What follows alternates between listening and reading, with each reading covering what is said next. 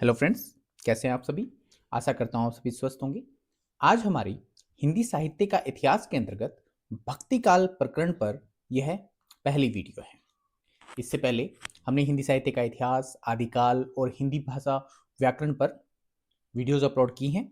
यदि आपने अभी तक उन्हें नहीं देखा है, ना ही उनकी प्रैक्टिस का सेट किया है, तो आप जाइए और डिस्क्रिप्शन बॉक्स में उनके लिंक पर क्लिक करके आप प्रैक्टिस सेट कर सकते हैं। आइए हम इस वीडियो को स्टार्ट करते हैं। हमारा पहला क्वेश्चन है, सुदामा चरित किसके द्वारा रचित काव्य ग्रंथ है। यहां पर आपका ऑप्शन है, option A Matiram, B Padmakar, C Dev और डी नरोत्तम दास। यहां पर हमें देखना है कि किसने सुदामा चरित ग्रंथ लिखा है।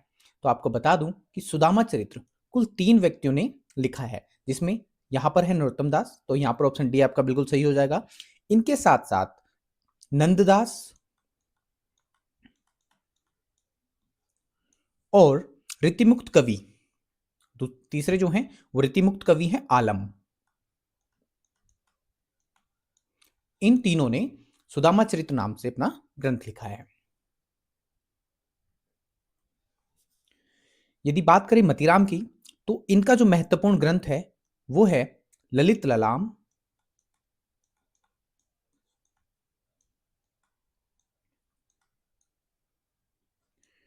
और रसराज।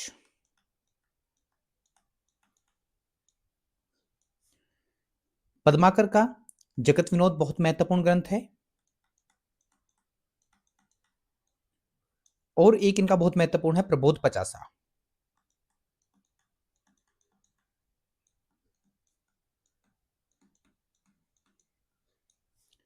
यदि देव के ग्रंथों की बात करें तो यहां पर भाव विलास और काव्य रसायन बहुत महत्वपूर्ण ग्रंथ हैं।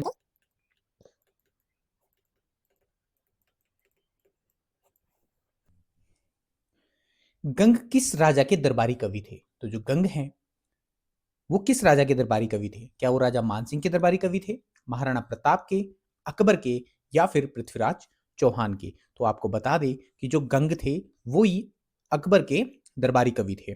और यदि बात करें गंग की, तो इनका पूरा नाम था गंगा प्रसाद।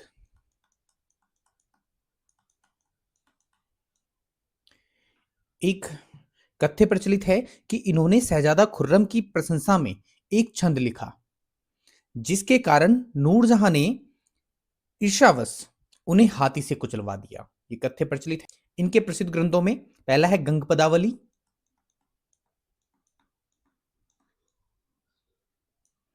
और दूसरा है गंग पचीसी,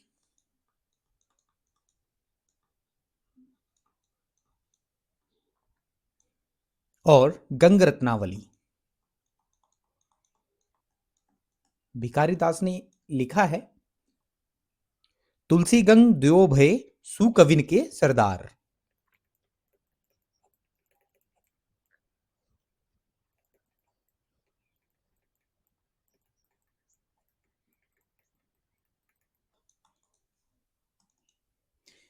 यहां पर भिखारी दास जी ने तुलसीदास और गंग की दोनों की प्रशंसा में ये उक्ति बोली है।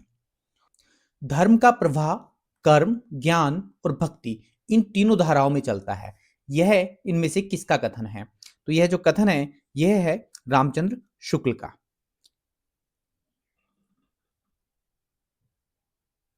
इनका कहना था कि किसी एक के भी अभाव में, कर्म, ज्ञान और भक्ति, किसी एक के भी अभाव में वह विकलांग रहता है। तो इन्होंने बात की है कि यदि कर्म नहीं होगा तो वह लूला लंगड़ा लगेगा,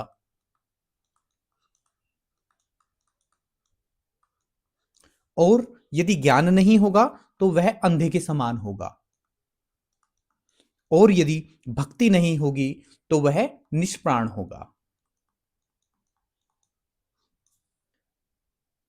कृपाराम द्वारा रचित नायिका भेद की सबसे पुरानी पुस्तक कौन सी है। जो कृपाराम द्वारा रचित है वो सबसे पुरानी पुस्तक के बारे में पूछा गया है, तो यहां पर हित तरंगिणी सबसे पुरानी है, क्योंकि यह 1541 में प्रकाशित हुई रचना है, जो 5 तरंगों में विभाजित है। यहां पर बात करें श्रुति भूषण की, तो ये कर्णेश कवि के द्वारा रचित है, और उज्जवल नीलमणि रूप गोस्वामी,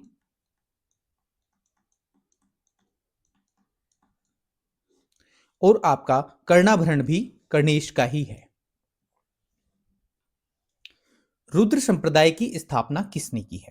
तो यहां पर हमारे पास संप्रदाय हैं 4, तो हमें बताना है कि इनमें से रुद्र संप्रदाय की स्थापना किसने की है। हमारे पास 4 ऑप्शन है। पहला है रुद्र स्वामी, दूसरा श्री स्वामी, तीसरा विष्णु स्वामी और चौथा है निम्बकाचार्य। तो हम देखते हैं कि यहां पर रुद्र देखकर आप रुद्र पे टिक ना करें, क्योंकि रुद्र संप्रदाय की जो स्थापना की है वो की है विष्णु स्वामी ने। और जो इनके दर्शन की बात की जाती है तो इनका दर्शन है शुद्धाद्वैत दर्शन।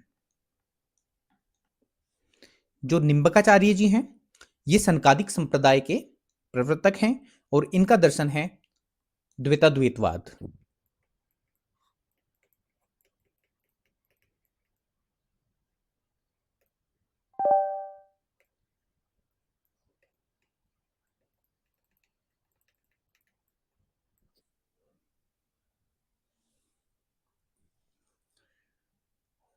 रामानुजाचार्य ने किस दर्शन का प्रतिपादन किया? तो हमें बताना है कि रामानुजाचार्य ने कौन से दर्शन का प्रतिपादन किया है। तो हमारा ऑप्शन होगा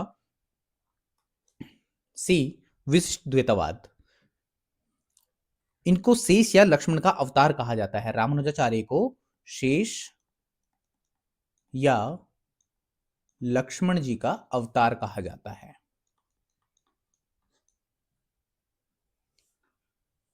और यदि हम बात करें इन सभी जो दर्शन है हमारे, एक बार में सभी दर्शनों को लिख दे रहा हूं और साथ साथ में उनके संप्रदाय भी लिख दे रहा हूं, जिससे कि आप समझ सकें कि आखिर किसने कौन से दर्शन की स्थापना की है और उनका संप्रदाय कौन सा था। यदि हम बात करें सबसे पहले द्वैतवाद की, तो द्वैतवाद माध्वाचार्य जी का है और इनका जो संप्रदाय था वो था ब्रह्म संप्रदाय। दूसरा अद्वैतवाद, अद्वैतवाद शंकराचार्य जी और इनका दर्शन था स्मार्त। फिर है हमारा द्वैताद्वैतवाद। द्वैताद्वैतवाद के जो प्रवर्तक हैं वो हैं निम्बकाचार्य जी और जो इनका संप्रदाय है वो है सनकादि।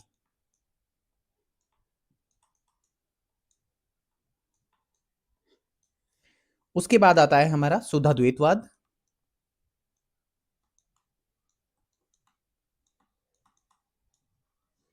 शुद्धाद्वैतवाद विष्णु स्वामी या वल्लभाचार्य जी इसके प्रवर्तक माने जाते हैं।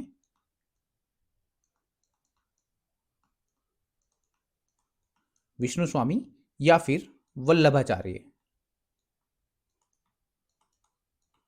और जो इनका संप्रदाय है वो है रुद्र संप्रदाय। और अंत में हमारा आता है विशिष्ट द्वैतवाद, जिसकी क्वेश्चन में अंत में हमारा विशिष्ट द्वैतवाद जो क्वेश्चन पे भी आया है हमारा, ये रामानुजाचार्य के द्वारा है। और यदि इनके दर्शन की बात करें तो इनका दर्शन आ जाता है श्री। तो ये चीजें हम देख चुके हैं क्वेश्चन में। तो आप इन सभी को विशेष रूप से याद कर लीजिएगा, इन सभी में से कोई ना कोई प्रश्न में अवश्य आता है। और आप यदि इनमें कंफ्यूज हो जाओगे तो आप अपना प्रश्न गलत कर सकते हो। तो बेहतर है कि आप इसका कोई ना कोई ट्रिक बनाकर अपना इसको याद कर लें।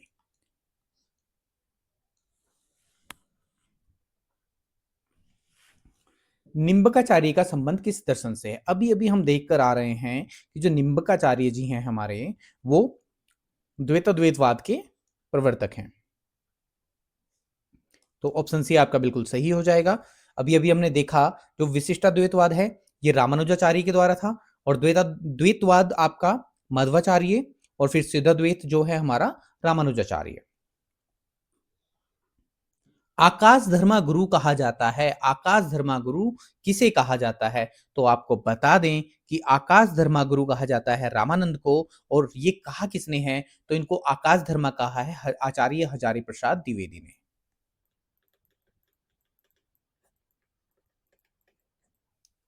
इन्होंने रामानंद जी ने रामावत संप्रदाय की स्थापना की है।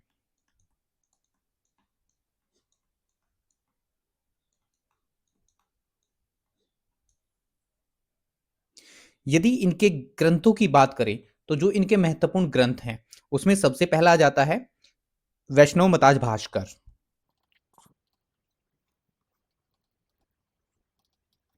दूसरा श्री रामार्चन पद्धति और राम रक्षा स्तोत्र।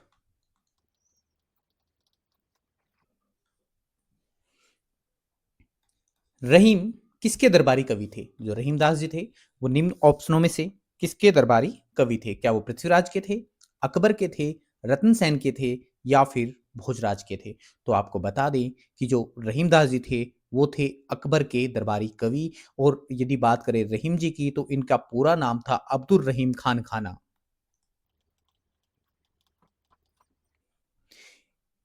और जो इनके पिताजी थे बैरम खान, पिताजी बैरम खान अकबर के दरबार में संरक्षक और मुगल सेना के सेनापति थे।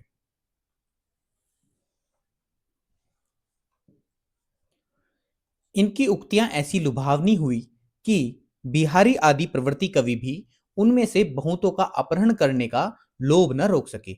आचार्य शुक्ल की यह उक्ति किस कवि के विषय में है? तो आपको बता दें कि आचार्य शुक्ल की यह उक्ति रहीमदास जी के विषय में ही है। ऑप्शन बी आपका बिल्कुल सही होगा। भक्ति रसामृत सिंधु के रचयिता कौन है? बहुत ही महत्वपूर्ण ग्रंथ है, कई बार पूछा जा चुका है। भक्त रूप गोस्वामी। ऑप्शन डी आपका बिल्कुल सही होगा। और एक तथ्य आपको बता दूं कि इन्हें भक्ति रसाचार्य भी कहा जाता है। रूप गोस्वामी को भक्ति रसाचार्य, भक्ति रसाचार्य भी कहा जाता है। जिस प्रकार मीराबाई ने जाके सिर मोर मुकुट मेरो पति सोई कहकर कृष्ण की भक्ति पति रूप में की, उसी प्रकार किस दक्षिण भारतीय भक्त कवित्री ने कहा कि स्वामी कृष्ण के अतिरिक्त किसी और को अपना पति नहीं बना सकती? उत्तर भारत में बात करें तो मीराबाई, तो दक्षिण में कौन थी? क्या वो अक्का महादेवी थी, वैणाबाई थी, अंदाल या फिर सहजोबाई? तो आपको बता दें कि दक्षिण भारत में थी अंदाल कवित्री। अंदाल कवित्री को दक्षिण की मीरा भी कहा जाता है। अंदाल को दक्षिण की मीरा, दक्षिण की मीरा भी कहा जाता है। और यहां पर सहजोबाई और मीराबाई दोनों उत्तर भारत की कवित्री थी। निम्न में विष्णु संप्रदाय को किस संज्ञा से भी अभिहित किया जाता है? तो कौन सा संप्रदाय है जो विष्णु संप्रदाय के नाम से भी जाना जाता है? क्या वो रुद्र है, चैतन्य, सखी या फिर पुष्टि संप्रदाय? तो आपको बता दें कि रुद्र संप्रदाय ही है जिसे विष्णु संप्रदाय के नाम से भी जाना जाता है। और इनके जो प्रवर्तक थे वो थे आपके विष्णु स्वामी या वल्लभाचार्य जी।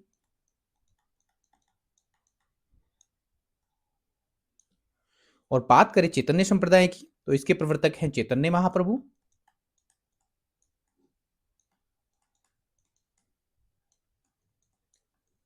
सखी संप्रदाय स्वामी हरिदास।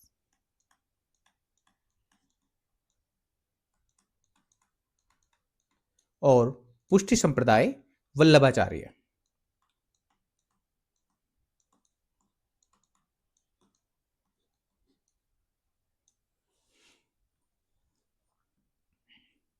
मान सहित विष खाए के शंभु भये जगदीश, बिना मान अमृत पिए राहु कटायो शीस। बहुत ही महत्वपूर्ण पंक्ति है। इसमें जो सृजन में संकलित है ये पंक्तियां किस कवि की है पूछा, एक बार दोबारा पढ़िएगा। बहुत ही अच्छी पंक्ति है। मान सहित विष खाए के शंभु भये जगदीश, बिना मान अमृत पिए राहु कटायो शीस। तो ये जो महत्वपूर्ण पंक्तियां है ये है रहीमदास जी की। ऑप्शन ए आपका बिल्कुल सही होगा। तुलसी के वचनों के समान रहीम के वचन भी हिंदी भाषी भूभाग में सर्वसाधारण के मुंह पर रहते हैं। यह कथन किसका है? तो यह जो महत्वपूर्ण कथन है वो है रामचंद्र शुक्ल जी का। ऑप्शन सी आपका बिल्कुल सही होगा। मदनाष्टक के रचयिता का नाम लिखिए। मदनाष्टक उसी की रचना है जिसकी है बरवे नायिका भेद या रास पंचाधाई। तो वो महत्वपूर्ण कवि हैं रहीमदास। तो इसके साथ साथ आप इनकी दो और महत्वपूर्ण कृति लिख लीजिएगा, बरवे नायिका भेद या बरवे नायिका और रास पंचाधाई।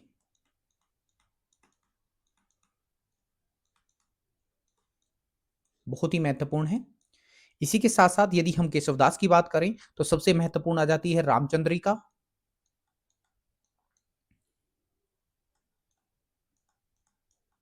कवि प्रिया,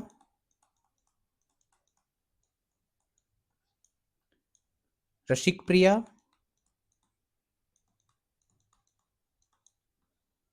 और विज्ञान गीता। बहुत ही महत्वपूर्ण रचना है।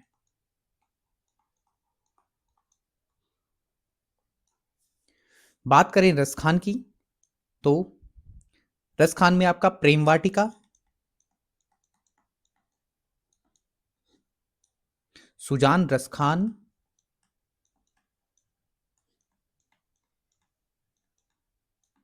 और अष्टयाम, बहुत महत्वपूर्ण रचना है अष्टयाम इनकी। और नरोत्तम दास जी की बात करें तो इन्होंने सुदामा चरित, जो पहले क्वेश्चन भी पूछा गया है, सुदामा चरित के साथ साथ ध्रुव चरित्र भी इनकी महत्वपूर्ण कृति है।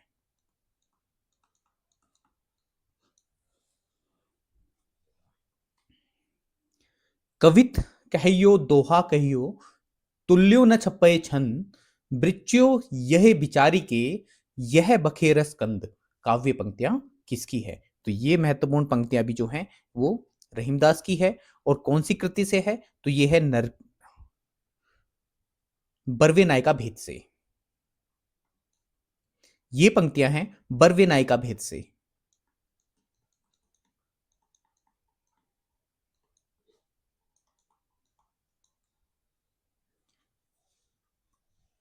रहीमकृत मदनाष्टक की भाषा क्या है? अभी अभी हमने देखा था मदनाष्टक पे क्वेश्चन पूछा गया था कि मदनाष्टक किसकी रचना है? रहीम की रचना है। परंतु इसकी भाषा कौन सी है हमें यह बताना है। तो हम बता दें कि जो इसकी भाषा है वो खड़ी बोली है। मदनाष्टक की भाषा खड़ी बोली है। और बात करें अवधि कौन सी रचना की भाषा है, तो बर्वे नायिका भेद जो इन्होंने लिखा है वो अवधि भाषा में लिखा है।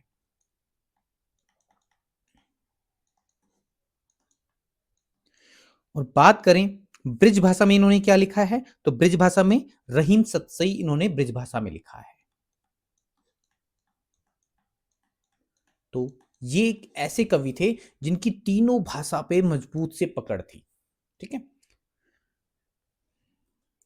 खेट कौतुकम किसकी रचना है? तो ये रचना भी उसी की है जिसकी है मदनाष्टक, जिनकी है रास पंचाध्यायी या जिनकी है बर्वे नायिका भेद, जिन्होंने खड़ी ब्रिज अवधि तीनों भाषा में लिखा है। तो वो है रहीमदास जी। तो ऑप्शन ए आपका बिल्कुल सही होगा। बात करें रसखान की, रसखान की रचनाओं की अभी बात की गई थी जिसमें प्रेम वाटिका, सुजान रसखान और अष्टयाम था। यदि बात करें कवि गंग की तो इनकी रचना है गंग पदावली, गंग पच्चीसी और गंग रत्नावली। और हम दादू दयाल की रचना देख लेते हैं तो इनकी महत्वपूर्ण रचना है अंगवधु। और दूसरी एक महत्वपूर्ण रचना है हरडेवानी।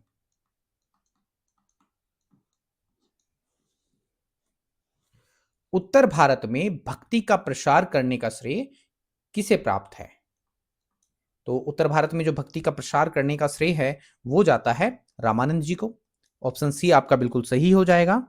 यदि बात करें कि राम भक्ति का प्रवर्तन किसने किया था, यदि प्रवर्तन की बात आ जाती है कि राम भक्ति का प्रवर्तन किसने किया, इसका प्रवर्तक कौन है, तो वो है राघवानंद जी।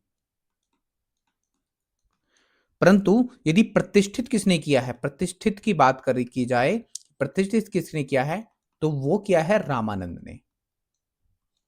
वो किया है रामानंद ने। और यहां पर रामानंद को एक तथ्य मैंने पहले ही बताया था, आकाश धर्मा कहा गया है। रामानंद को आकाश धर्मा कहा। और किसने कहा था, तो ये कहा था हजारी प्रसाद द्विवेदी ने।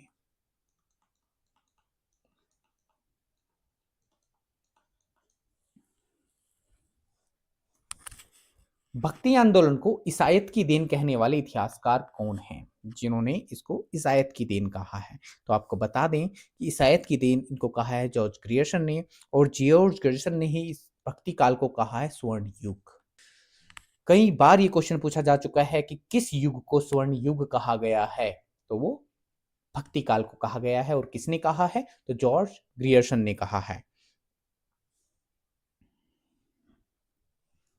हिंदी साहित्य के किस युग को स्वर्ण युग कहा जाता है? अभी अभी मैं इसकी बात कर रहा था तो आप जान चुके होंगे कि भक्ति काल को स्वर्ण युग कहा जाता है। ऑप्शन डी आपका बिल्कुल सही होगा।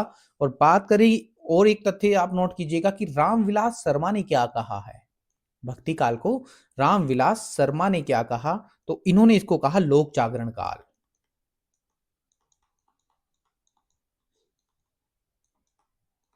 और साथ ही साथ नोट करें कि हजारी प्रसाद द्विवेदी जी ने क्या कहा।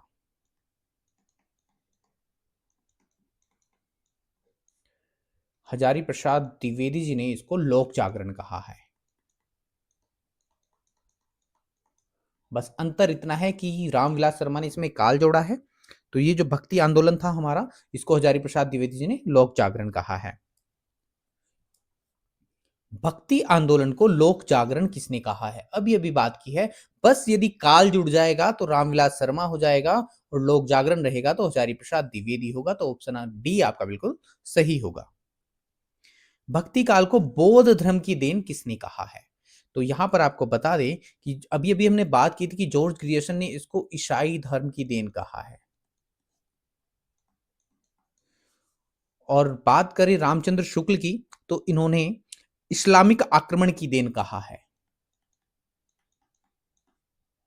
इस्लामिक आक्रमण की देन। हजारी प्रसाद द्विवेदी जी ने इनको बौद्ध धर्म के बारे में कहा है कि ये बौद्ध धर्म की देन थी। तो ऑप्शन सी आपका बिल्कुल सही हो जाएगा। निम्नलिखित में कौन सा काव्य भक्ति काल का नहीं है? क्या संत काव्य है, राम भक्ति काव्य, छायावादी काव्य या फिर सूफी काव्य?